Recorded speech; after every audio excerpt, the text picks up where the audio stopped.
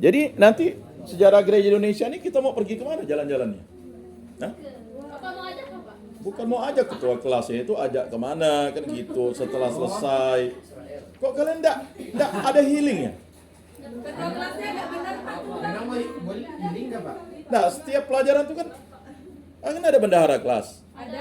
Kalian kumpulkan tiap kali, oh kita nih nanti kira-kira ini mau kemana? 2.000 ya. Oh, 2.000 ya susah, apalagi 1.000 ya. Ya, kalau enggak ya dicelegan lah. Ya kan? Untuk apa kita nih datang ke sini? Kalau kita kuliah ini kan ada rekreasi. Kayak pastor kan rekreasi kan? Jangan ganggu pastor rekreasi. Kami keanjungan aja. Kandungan. Anu Jawa. Sandal Jawa. Ke Mandul? Ah, boleh ke Mandul. Tapi kau yang bayar? Bersama langgan ya Pak, biar refreshing di rumah Desi, makan-makan gratis. Paling duit minyak. Makan-makan gratis ya. Baik, itu tadi kita masuk ya. Jadi udah jelas ya. Tadi udah disebutkan tadi ya. Kita masuk ke situ, kedatangan agama Katolik di Indonesia tadi udah ya kita sampaikan. Ya. Nah, ini kedatangannya ya. Abad ke-15 dan ke-16 ya. Jadi bangsa Portugis dan Spanyol itu mulai mengeksploitasi wilayah baru di seluruh dunia dalam upaya untuk memperluas kekayaan, kekuasaan dan pengaruh agama Kristen ya. Mereka berlayar menuju timur dan barat mencapai wilayah-wilayah baru seperti Amerika, Asia dan Afrika. Lalu peran misionaris, ya. Kita lihat di situ peran misionaris, ya. Peran misionarisnya, ya, kedatangan bangsa Eropa di wilayah Nusantara membawa bersama agama Katolik. Misionaris Katolik terutama dari ordo-ordo religius seperti ordo Yesuit, ya, dan ordo Fransiskan. Menjadi agen utama penyebaran agama Katolik di wilayah Nusantara, mereka datang dengan misi menyebarkan ajaran agama Kristen kepada penduduk pribumi. Nah, yang paling utama tadi saya sampaikan, tahun 1546 seorang tokoh yang namanya Franciscus Saperius. Ya. Jadi, kemudian gereja Katolik dibangun oleh para misionaris menjadi pusat kegiatan keagamaan dan pendidikan. Nah, itu dia ya. Dengan tradisi lokal tadi itu yang ditanyakan oleh kawanmu kemarin, siapa nanya tuh? Apakah udah dibaca enggak interaksi sosialnya tuh? Karena ada di dalam. Kamu udah ngopi atau udah download? Udah buka di grup? Kurang lagi, fotokopinya ada, kemudian pertemuan 1-2 nya udah saya kasih, kan tidak dibaca juga ya. Nah, inilah dia. Baik, kita masuk ke toko-toko ya. Kita agak cepat sedikit ya, karena ini hanya pengantar-pengantarnya saja. Ya, Santo Franciscus Saperius itu adalah seorang misionaris Yesuit asal Spanyol, adalah tokoh yang paling terkenal dalam sejarah Gereja Katolik Indonesia. Jadi akibat jasa beliau ini, maka ajaran Katolik menyebar di Nusantara ya. Ia tiba di Maluku pada tahun 1546 dan kemudian melakukan misi di wilayah-wilayah lain di Indonesia. Karya dan pengabdiannya yang besar dalam menyebarkan ajaran Katolik membuatnya diangkat sebagai pelindung misi Katolik di Asia. Jadi dia sebagai pelindung misi di Asia. Ya, bukan hanya di Indonesia, di Asia. Ada suatu keajaibannya atau mujizat yang terjadi ketika dia buang salibnya itu, lalu kepiting itu ya mengambil kepiting dan mengembalikan salibnya karena dia udah capek dah ngayuh. Dulu mana ada pakai mesin, ya kan ngayuh. Dah saking capeknya dia buang salib itu. Kalau Tuhan berkehendak terjadilah seperti Piet Polutus tua tadi kan. Lalu kepiting itu naik ke kayunya lalu ngasih salib tuh. Makanya waktu di Ambon itu Vesparani ya luar biasa. Jadi kepiting itu memberikan salib kembali kepada Franciscus Saperius. Ya. Nah, itu. Jadi luar biasa ya. Nah, itu ada sejarahnya. Sejarah-sejarah gitu harus kalian juga baca, eksplorasi, datangi. Ya.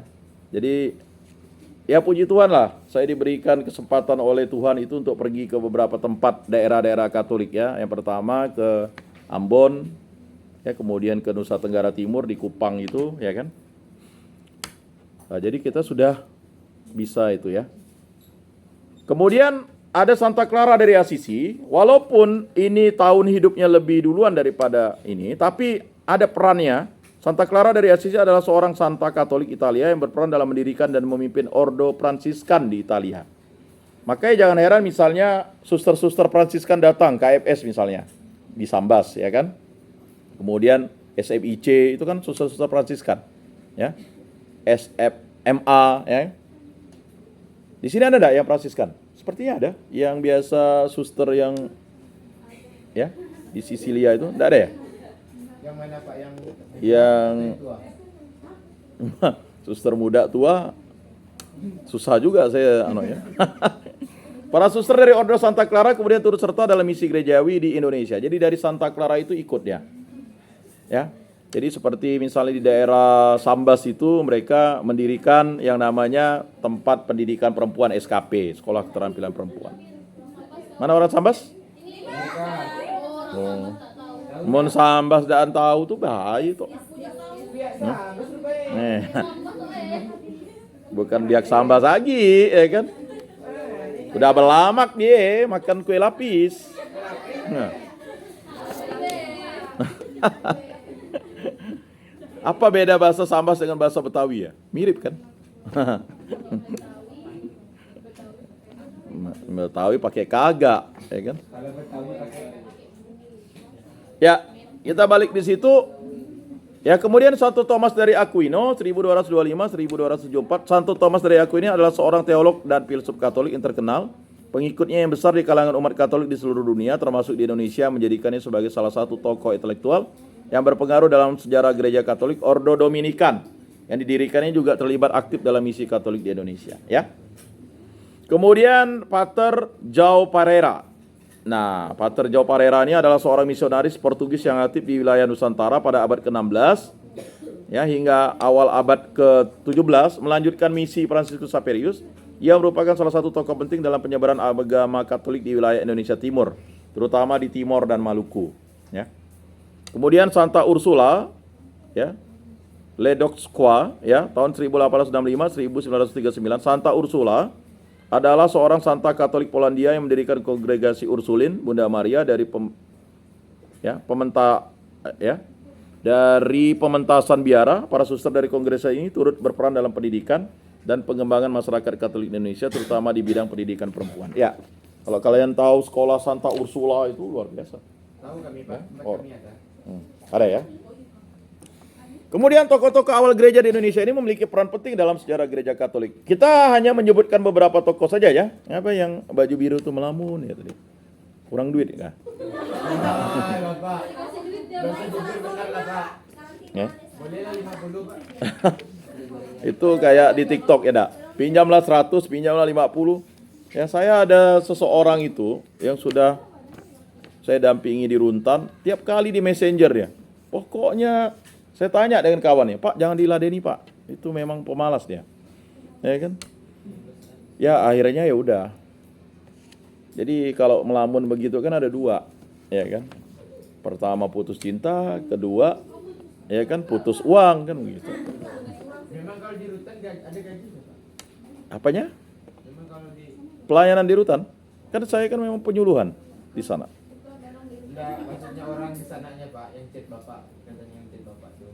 Oh dia kan udah bebas, lalu. Dia masih di sana. Ya, Santo Franciscus Saperius kita dalami dulu ini ya, tokoh ini, ya. Yang sering disebut sebagai apostel para bangsa adalah salah satu tokoh paling menonjol dalam sejarah gereja Katolik Indonesia. Berikut ini adalah beberapa poin penting dalam kehidupannya. Yang pertama latar belakang dan pendidikan. Santo Franciscus Saperius lahir pada tahun 1506 di Navarra, Spanyol. Jadi dia ini orang Spanyol.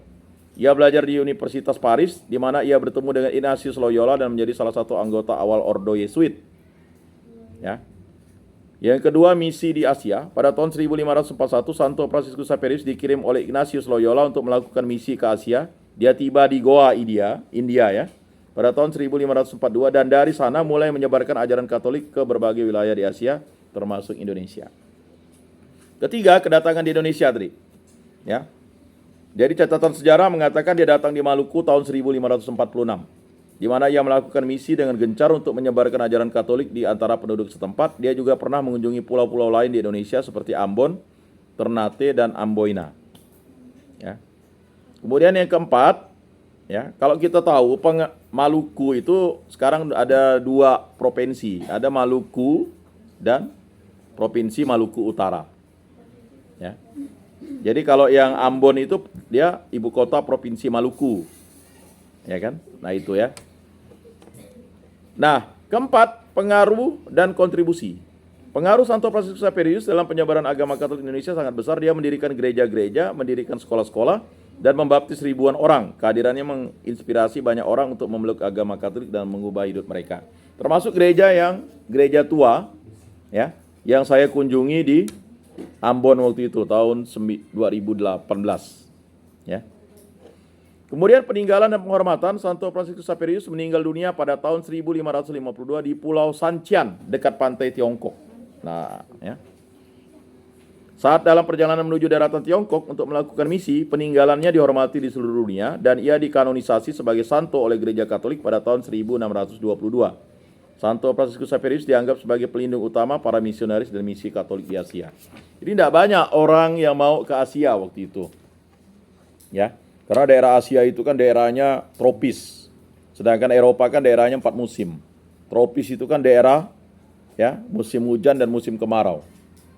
Ya. Nyamuk malarianya begitu kuat, ya. Kalau di es itu ada nggak nyamuk? Ya, saya kurang tahu, nanti pergi dulu kamu ke sana. Ya. Tapi di satu daerah itu katanya tidak ada nyamuk itu, di daerah Landak itu, dia agak ketinggian itu, ya. Dia tidak punya nyamuk itu. Mungkin karena nyamuknya itu tidak mampu sampai ke atas, lalu udah dimakan oleh pemangsanya. Nah, kalau di sini nyamuknya banyak, itu coba lihat genangan airnya, dicek. Jadi air-air yang ada di pot, air-air yang ada di ini, karena dia biasa suka di air bersih.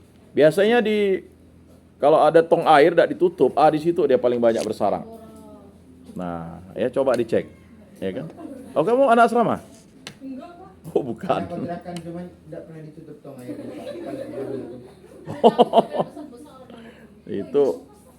Itu kalau gigit itu, bayangkan kalau misalnya 20 ekor gigit bisa habis darah kita. Ya, selanjutnya kita memperdalam siapa Santa Clara. Santa Clara dari Assisi adalah seorang Santa Katolik yang terkenal karena kontribusinya dalam mendirikan memimpin Ordo Santa Clara.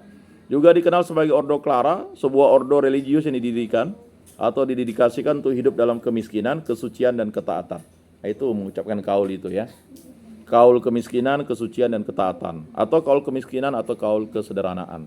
Jadi kalau orang hidup di biara itu dia mengucapkan kaul atau janji, ya, kaul kemiskinan, kesucian, dan ketaatan. Makanya seorang biarawati atau seorang biarawan itu tidak menikah, dia menjaga kesuciannya.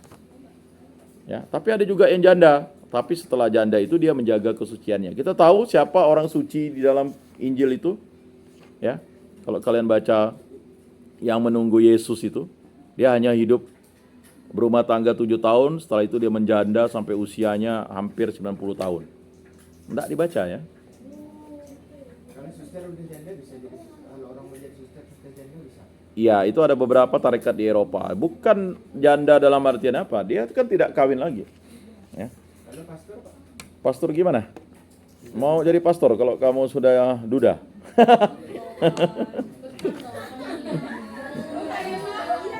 Jawabannya bagus, tetapi perlu ditanyakan kepada Pastor Pras dan Pastor Mayong atau Pastor Michael, ya kan?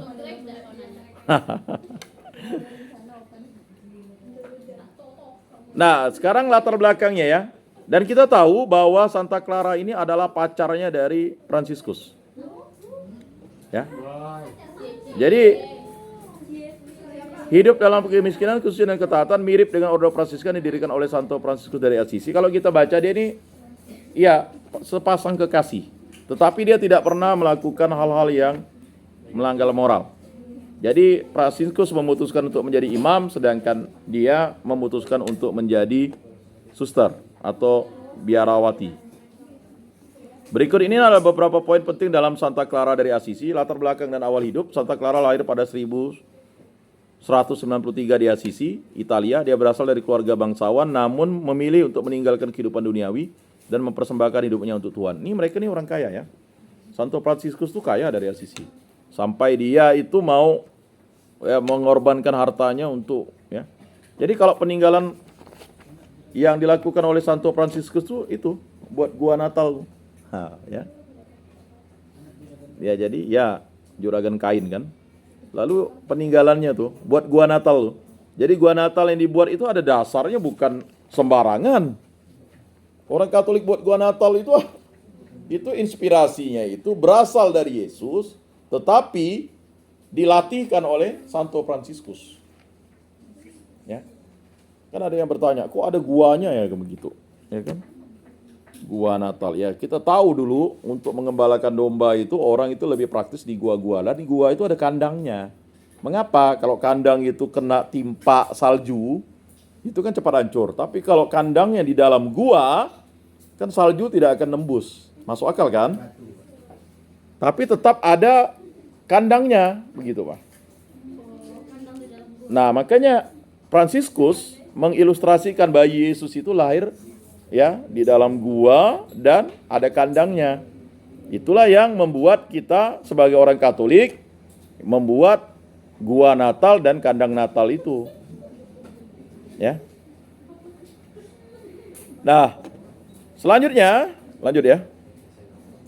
Dia memutuskan untuk mengikuti contoh Santo Fransiskus dengan hidup dengan kemiskinan dan pelayanan ya. Jadi inspirasinya itu sebenarnya ya, karena dia itu pacaran dengan Fransiskus. Tetapi ingat, bukan pacarannya yang dia memutuskan untuk menjadi biara, tetapi karena kecintaannya kepada Tuhan Yesus. Ya. Kemudian pendirian Ordo Santa Clara pada tahun 1212 dengan bantuan Santo Fransiskus, Santa Clara mendirikan Ordo Santa Clara di Assisi. Ordo ini didedikasikan untuk menjalani hidup sederhana, melayani orang miskin, dan berdoa tanpa henti. Santa Clara menetapkan aturan-aturan yang ketat untuk anggotanya, termasuk ketaatan mutlak dan pengabdian kepada kehidupan religius. Ketaatan mutlak. Kalian ini taat ke ya atau setia? Taat dan setia. Nah, itu mana? Taat dan setia. Mana dulu? Setia dan taat atau taat dan setia? Setia dan taat. Taat dan setia. Karena kami taat sama kakak kelas, jadi kami mengikuti. Oh, kan kita gitu. Ini bukan ketaatan. Kaul ketaatan itu kepada Bapak Uskup atau janji ketaatan. Mana dulu?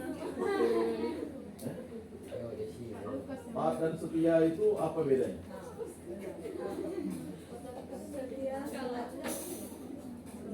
Taat itu mengikuti aturan, kalau tidak meninggalkan, Tidak meninggalkan saya. Jadi sebagai orang Katolik itu harus taat dan setia. Aku setia kepada agama. Bagaimana kamu bisa setia kalau tidak taat? Orang tidak ke gereja. Oh, saya setia kepada Tuhan Yesus, tapi tidak ke gereja. Ya makanya aku mengikuti aturan. Tuh. Ibadah. Ya. Bagaimana kamu disebut taat? Ya, kan? Kalau orang taat, dia akan mengarah pasti ke kesetiaan. Tapi kalau kesetiaan, kalau tidak taat, saya setia kepada Yesus tapi tak ada ke gereja, itu berdosa berat berarti sama juga. Dia tidak setia. Pasti dasarnya itu adalah iman. Iman itu membutuhkan ketaatan. Dan ketaatan itu menghasilkan kesetiaan. Tidak mungkin Fransiskus dan Clara itu, ya kan, dia tidak taat. Karena ketaatannya itulah dia setia. Makanya orang yang setia diganjar dengan yang namanya kekudusan. Ya. Jadi kalau kamu punya suami setia tapi tak taat, dia bisa berselingkuh. Setia, setiap tikungan ada. Ramah, rajin menjamah. Oh.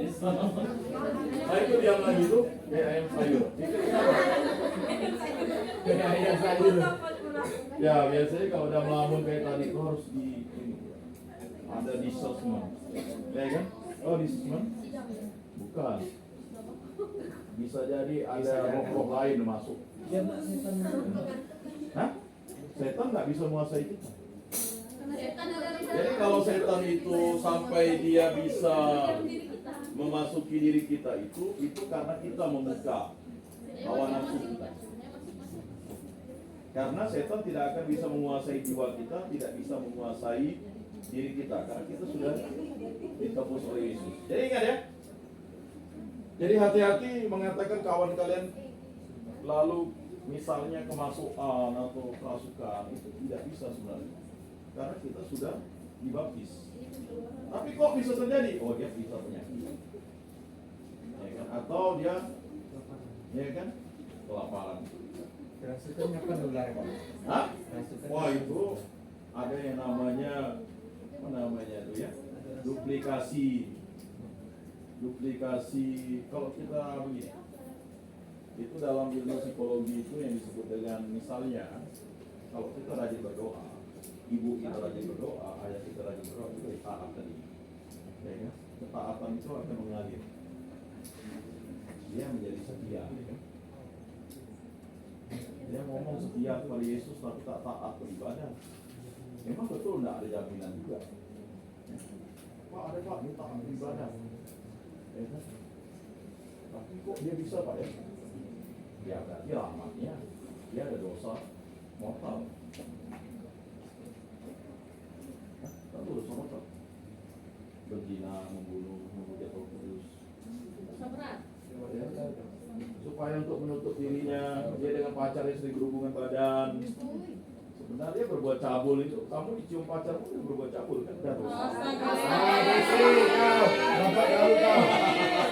Kenapa, Desi? Kau dengar lagu dangdut tuh awalnya aku apa pegang-pegangan. Lalu peluk-pelukan, cium-ciuman, tidur-tiduran selama 3 bulan. Kok nyata ya? Nah, bukan nyata. Jangan kau. Itu bukan nyata, tapi aneh gitu. Berarti ada pengalaman ya. Nah, apanya? Pengalaman ya pas lagi.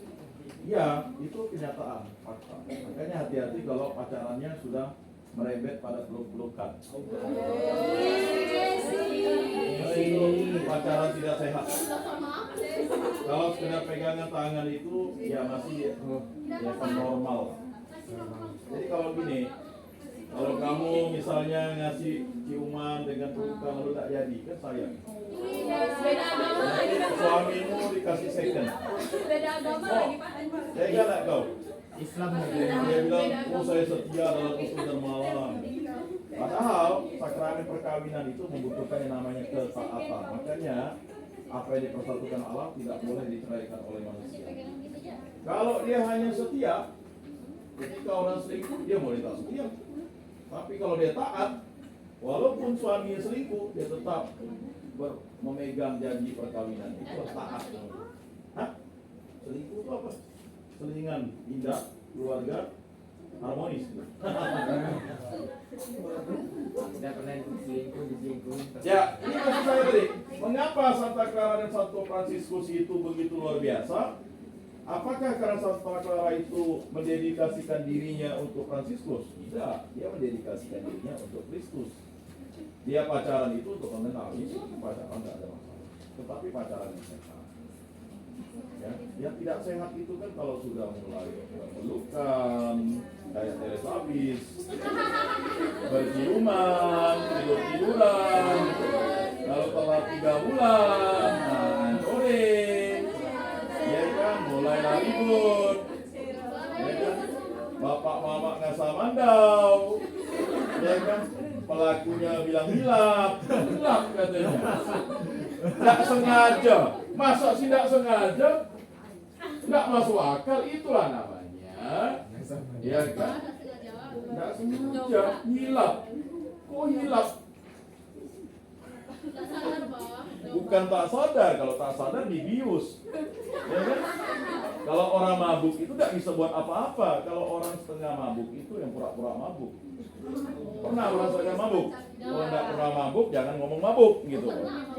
Ya kan? Nah, jadi di situ ya kita mulai mencoba. Kemudian pengaruh dan pelayanannya ya. Jam berapa kita berakhir? 2.40. Oh, masih 7 menit. Ya kan? Materi tinggal kalian baca saja. Baik, sampai di sini ada yang mau bertanya? Ya, silakan. Ini materi di sini ya. Kalau saya jelaskan, ya kan, sampai setahun pun tidak jelas-jelas. Nanti dikubur lagi. Oh ya Pak, Ya. saya mau tanya tentang yang ini nih, pembagian kelompok jakna ini. Oh, pembagian kelompok. Oh iya. Belum Bapak saya tunggu. Itu sudah ada. Tugasnya sudah ada di situ ya. Kelompoknya Pak baru. Kelompoknya kan namanya Bapak yang mau bagikan. Bagi kelompok. Ya. Ya sekarang saja bagi. Oh, Bagi yang namanya. Hah? Ya yang dah hadir kan tinggal Kelompok sendiri kan. Sendiri. Nah, saya hitung ya. Kita buat berarti 4 11 kelompok ya. Ya, mulai dari sana. Satu gel. Satu. Empat. Satu. 2.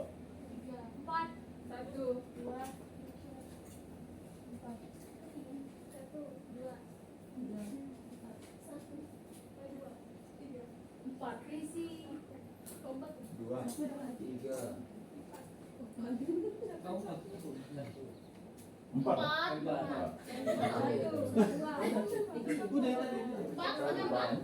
Berapa kan? Baik. Ini dapatnya 4. Berarti kalau 4 ada berapa orang nih hadir? Betul, 30. 37 yang hadir. Enggak itu 4. 36. 36 ya. 36 berarti ada 4 orang. Ada Enggak, 8 maksudnya orang. ada 8 orang tidak hadir. Berarti 3 yang semester 4 dan 5 semester 2. Ya, nanti yang mereka itu tinggal mengikuti saja. Siapa yang nomor 1, 2, 3 itu, ya, nanti tetap harus ada semester 2-nya gabung dengan kalian. Tidak boleh satu kelompok. Ya. Jadi nanti siapa yang saya tentukan saja, yang semester itu yang tidak hadir sekarang siapa? Yang tadi minta izin? Itu kelompok 1. Dapat ya? Yang nomor 2 itu yang sakit ya? Enggak tahu Pak, enggak tahu. Tidak jelas. Oh, yang nomornya sakit itu Balaria. Balaria sama. Asrama. Nah, ya Balaria kelompok 2. Kemudian kelompok 3. 3. Lalu nanti berderet dengan siapa tuh? Maba. Ya si Semi Kelompok 4. kelompok 4. Aduh. Kemudian Firdanus. Kelompok 1 lagi. Catat ya? Ya, yang kacamata. Ya. Firdanus kelompok 1. Yang kacamata. Lalu kemudian yang agak gemuk itu kelompok 2. Yang gemuk. Oh, ya. Yang kacamata. Kelompok itu kelompok 3. Kacamata. Kemudian ada 1 kelompok 4. Jadi udah cukup ya. Pas. Kacamata. Ya. Dua. Ya, kacamata itu kelompok 3 ya. Tiga. Kelompok 1 itu ini.